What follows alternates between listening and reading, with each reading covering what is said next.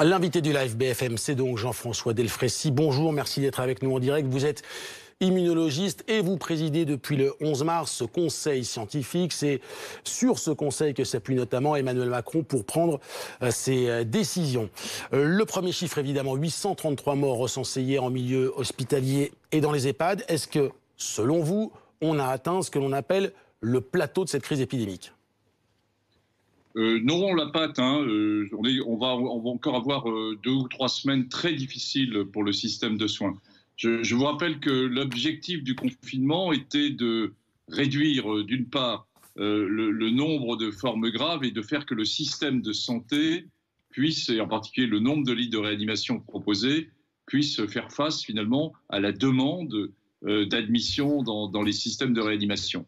Ça, c'est le premier objectif. Et le second, évidemment, c'est d'essayer, dans la population plus générale, de ralentir la circulation du virus.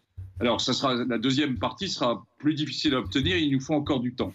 Sur la première partie, qui est est-ce que le système de soins tient le choc par rapport à cette augmentation massive du nombre de formes graves, et la réponse, on ne l'a pas encore tout à fait, mais on a probablement quand même des premiers éléments, en étant extrêmement prudent, qui semble montrer qu'il y a un ralentissement, comme l'a dit le ministre, de l'entrée de ces formes graves.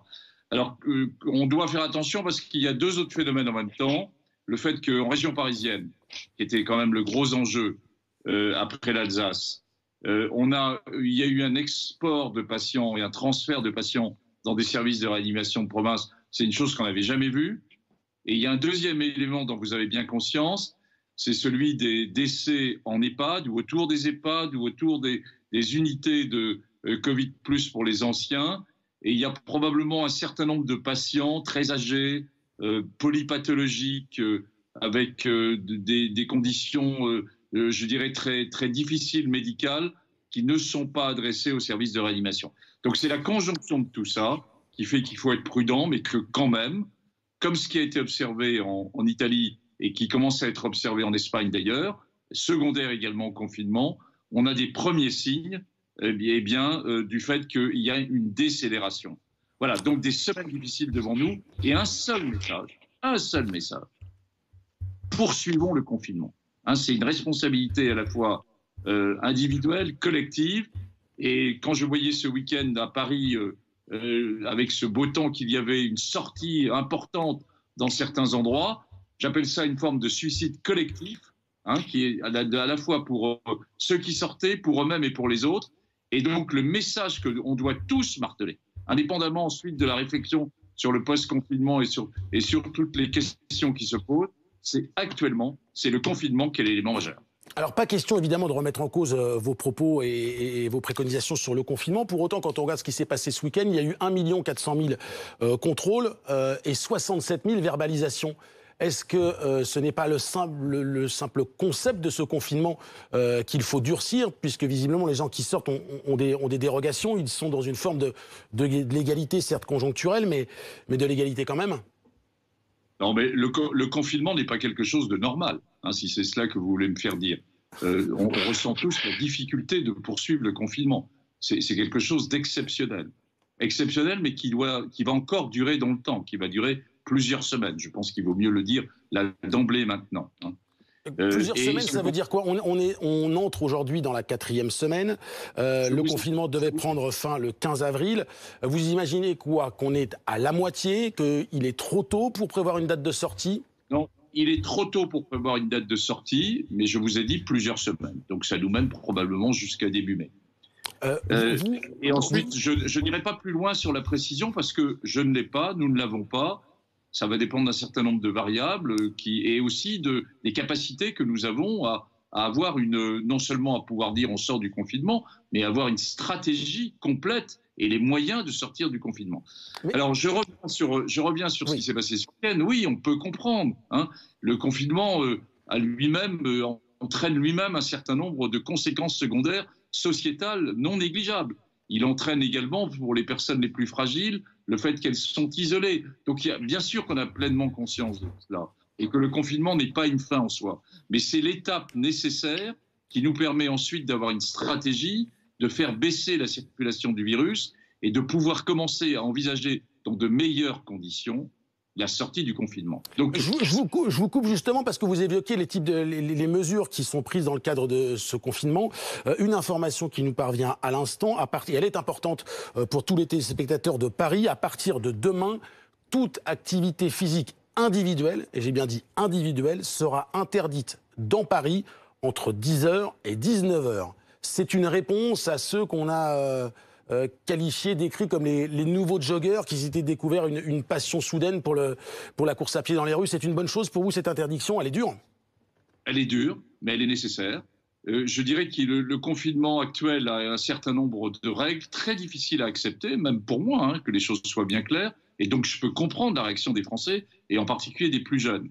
Mais néanmoins, c'est le véritable seul outil que nous avons pour les deux objectifs que je vous ai indiqués, casser le nombre, finalement, diminuer le nombre de formes graves et faire que le système de soins tienne le coup, et on va encore avoir des semaines difficiles, et le nombre de décès qui va être décalé par rapport à l'arrivée des patients en réanimation, puisque vous savez que les séjours en réanimation durent environ 3 semaines, le nombre de décès va continuer à être lourd dans les jours qui viennent, donc dissocions bien le résultat sur l'arrivée des patients en réanimation du nombre de décès qui peut survenir.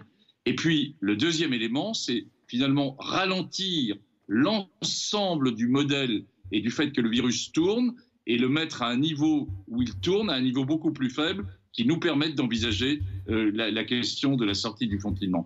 Donc, quelle que soit finalement la difficulté, le confinement avec ses règles doivent être respectées et ces règles doivent être appliquées dans leur totalité. Application totale. Je rappelle pour les téléspectateurs de BFM TV qui nous rejoignent qu'à partir de demain, courir à Paris entre 10h et 19h sera interdit avec, on l'imagine, des verbalisations et des contrôles. Est-ce qu'il y a d'autres mesures, vous qui présidez donc ce conseil scientifique qui vous paraissent aujourd'hui utiles pour durcir le confinement, pour encore ralentir cette épidémie, le nombre d'entrées et d'admissions dans les services de réanimation? Non, je crois que la principale mesure, c'est d'affirmer ce qu'on vient de faire, c'est-à-dire de poursuivre le confinement et que chacun s'en empare. On n'est pas dans un régime totalitaire, on n'est pas en Chine. Donc ça repose finalement sur la compréhension de chacun d'entre nous dans une vision citoyenne. Et c'est ça le message qui doit continuer à être porté. Sur une situation aussi difficile, avec une culture telle que nous avons en France, il faut qu'il y ait une acceptation. Ce n'est pas seulement de dire il faut du confinement, je suis en train de le dire, mais il faut qu'encore ceci soit accepté par l'ensemble de la population. Alors il y a un deuxième élément, c'est profiter de cette phase de confinement qui va durer donc encore plusieurs semaines comme je vous l'ai indiqué, pour déjà utiliser un certain nombre de moyens qui sont en train d'arriver. Et en particulier, vous le savez, on a longtemps manqué de tests diagnostiques par RT-PCR du Covid. Là, il y a un effort considérable qui a été fait et maintenant, on est passé de 3000 tests par jour il y a environ 3 semaines quand on a démarré le confinement et maintenant, on est probablement autour de 20 000 tests par jour possibles et réalisables et on diagnostique, donc pour diagnostiquer, et on sera très vite aussi au-dessus de 50 000 ou voire de 100 000 dans les 15 jours qui viennent. Alors, qu'est-ce qu'on fait avec ces tests ?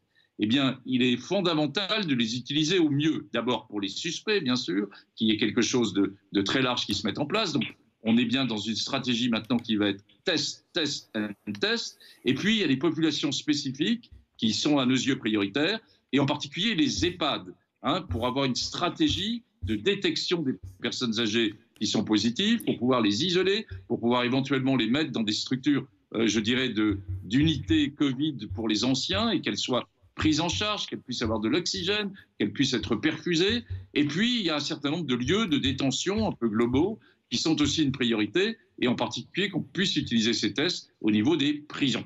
Pour les EHPAD, il aurait fallu le faire plus tôt ou c'est simplement un problème de moyens? C'est un choix ou un problème de moyens pour ces dépistages désormais systématiques? C'est pas un problème de moyens, c'est le fait que nous n'avions pas suffisamment de tests jusqu'à maintenant pour le déployer à large échelle.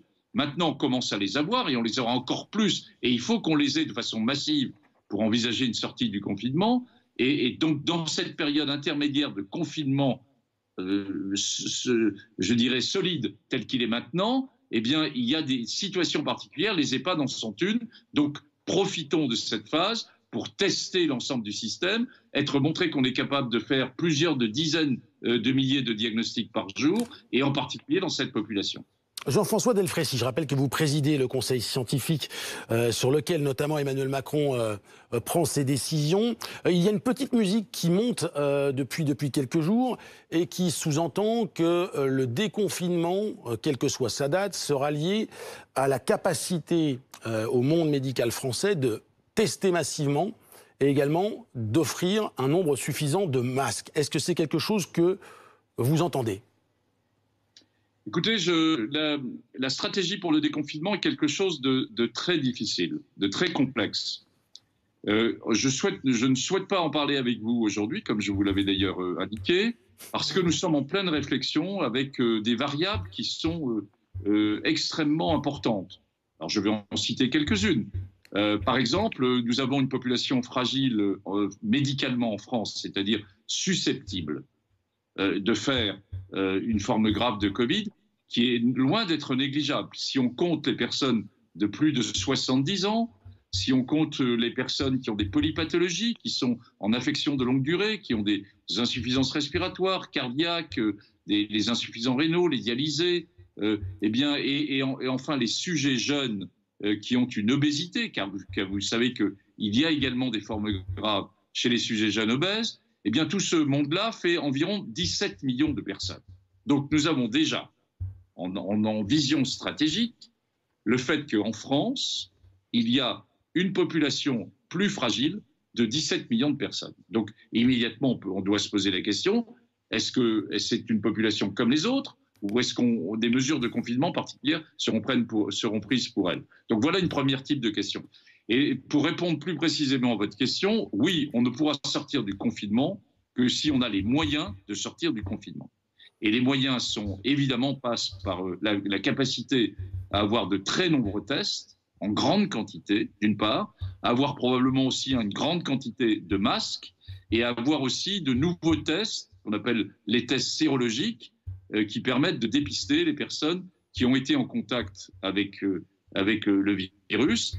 Mais ces tests sont en train d'arriver à vitesse grand V. On aura probablement la capacité de monter jusqu'à plusieurs centaines de milliers de tests par jour pour dépister les personnes qui ont déjà été en contact avec le Covid. Et ça nous permettra d'avoir une idée de la fraction de la population qui a été infectée.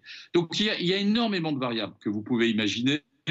Donc ce n'est pas le moment, je vois que c'est déjà beaucoup discuté dans les médias. Les médias ne connaissent probablement pas l'ensemble des enjeux extrêmement difficiles qui vont se poser, les aspects de régionalisation, les aspects de conséquences sur les transports. Enfin, vous voyez, c'est une série de choses très, très importantes. L'Italie est en train d'y réfléchir, l'Allemagne est en train d'y réfléchir. Il faudrait peut-être d'ailleurs qu'il y ait une cohésion européenne assez logique sur ces questions très difficiles. Et donc, je dirais, il y a une réflexion qui est en cours et il y a des moyens nécessaires pour y arriver. Et voilà, je n'irai pas plus loin sur ce sujet. J'aurais essayé, mais ce que vous nous dites, c'est qu'en gros, le déconfinement se fera sans doute de façon progressive et par catégorie d'âge, d'état de santé, voire des critères géographiques. Je précise juste qu'évidemment, si le débat s'est ouvert dans les médias, c'est parce que le Premier ministre a répondu lors des échanges avec le président de l'Assemblée nationale, a donné quelques informations sur ce déconfinement que l'on souhaite évidemment le plus tôt possible et le plus rapide possible, même si on a bien compris que ce serait extrêmement compliqué. En attendant ce déconfinement, quelle est votre position? J'imagine que vous suivez les traitements, les recherches, même s'il y a le comité CARE. Je pense notamment à l'hydroxychloroquine, à la polémique autour du professeur Raoult avec ses essais qui ne sont pas des essais classiques. Comment vous vivez cela? Quelles sont la position du gouvernement à évoluer sur cette question de l'hydroxychloroquine? Clairement, quelle est aujourd'hui votre position, votre sentiment? Il faut encore attendre ou pas? Écoutez, moi, d'abord, mon rôle n'est pas de rentrer dans la polémique. Je connais bien Didier Raoult depuis très longtemps, et c'est un scientifique de grande valeur. Ensuite, les données qu'il y a sur la chloroquine, font l'objet d'une série de controverses et de discussions. Peut-être pas d'ailleurs tellement sur est-ce que ça fait quelque chose ou est-ce que ça ne fait rien, mais sur les modalités qui ont été réalisées pour montrer une éventuelle efficacité. Donc, il y a actuellement plusieurs autres données qui vont être rapidement disponibles, à la fois de cohortes de patients traités, en particulier en région parisienne, mais pas seulement, et qui vont permettre de regarder si on trouve finalement les mêmes données qu'à Marseille. Et puis, vous le savez, il y a un essai randomisé mené par l'INSERM Reacting, un essai international qui est en France, mais qui est en collaboration avec l'OMS, qui comprend 5 bras, dont un bras qui sans traitement, et puis 4 autres bras avec un traitement. Et dans ces 4 autres bras, il y a un bras hydroxychloroquine. Donc on aura bien là des données probablement, je dirais, fin avril, qui permettront de voir si la chloroquine a une efficacité. De même, d'ailleurs, j'ai les mêmes points d'interrogation, pas seulement sur la chloroquine, mais c'est aussi sur les autres médicaments, et en particulier sur la combinaison d'antivirales qui est utilisée, ou bien sur le produit de la compagnie pharmaceutique Gilead. J'ai les mêmes points d'interrogation sur ces produits que les mêmes points d'interrogation sur la chloroquine. Alors, ce que je voudrais indiquer, c'est qu'il est fondamental qu'on ait des choses très solides, parce que derrière la chloroquine ou un médicament X ou Y, il y a une double stratégie. Premièrement, de traiter éventuellement un certain nombre de patients, mais aussi de pouvoir utiliser cet éventuel médicament à visée de prévention, en particulier chez les populations les plus fragiles que j'évoquais tout à l'heure. C'est qu'est-ce que nous allons faire de l'ensemble de ce gros bloc de populations les plus fragiles. Alors, je veux rappeler aussi, parce qu'on parle beaucoup des formes graves, moi le premier, pour d'une certaine mesure indiquer l'importance du confinement, mais on doit rappeler aussi que dans l'immense majorité des cas, pratiquement 88%, le Covid est quelque chose d'assez connu, les gens le disent maintenant quand ils ont été infectés, mais qui est une maladie dont on se sort tout seul, où la charge virale baisse spontanément toute seule. Donc vous voyez bien que l'évaluation d'une molécule, elle ne doit pas non uniquement se faire sur une baisse de charge virale, mais finalement sur un résultat qu'on attend tous. Est-ce que ça permet de limiter le nombre de passages aux formes graves ? Extrêmement, extrêmement clair. Une question moins médicale, plus organisationnelle. Quelle est la fréquence de vos échanges avec l'Élysée ? Comment vous vous organisez pour travailler au quotidien ? Alors, je vais vous répondre, nous, comment on travaille au quotidien, le Conseil scientifique. On travaille tous les jours. On a une réunion quotidienne de 2 heures, de midi à 14 heures. Je vais d'ailleurs vous laisser assez vite parce qu'il faut que je prépare cette réunion de midi, et sur lequel nous abordons et nous discutons d'un certain nombre de sujets. Et on invite également des partenaires qui nous amènent un certain nombre d'informations. Par exemple, nous avons eu quelqu'un représentant la Corée, quelqu'un représentant la Chine, on aura le directeur de l'assistance publique. Donc, on a également un éclairage qui se fait de l'extérieur. Je vous rappelle que ce comité scientifique, il est pluridisciplinaire. Il comprend bien sûr des médecins, ça en attend, mais aussi des épidémiologistes et des modélisateurs, mais aussi des gens de sciences humaines et sociales, qui sont des sciences importantes pour apprécier justement l'acceptabilité de l'ensemble de ces mesures. Et nous avons fait rentrer depuis maintenant 8 jours quelqu'un qui représente le milieu associatif et qui est la vice-présidente de Carmonde, qui montre bien que nous sommes sensibles aussi aux situations les plus difficiles et aux situations de grande précarité. Alors on travaille, on fait un certain nombre d'avis. Ces avis sont transmis au gouvernement, je dirais à la décision, à nos autorités politiques. Et puis, nous avons régulièrement un dialogue avec eux, et je n'irai pas plus loin. Jean-François Delfraissy, avant de vous laisser préparer votre réunion quotidienne de midi, je vous repose la question. Est-ce que le conseil scientifique que vous présidez a déjà choisi une durée de prolongement du confinement ? Et si oui, quand la population française sera-t-elle mise au courant ? Écoutez, nous n'avons pas choisi de date. De toute façon, que les choses soient claires, nous sommes dans une attitude de conseil et d'éclairage, et c'est le gouvernement qui décidera de la fin et de la date de sortie du confinement. Ce n'est pas le conseil scientifique. Nous sommes là pour éclairer et des décisions très difficiles. Ce que je vous ai dit, nous l'avons déjà écrit, donc c'est public. Je pense actuellement qu'il y a encore plusieurs semaines de confinement.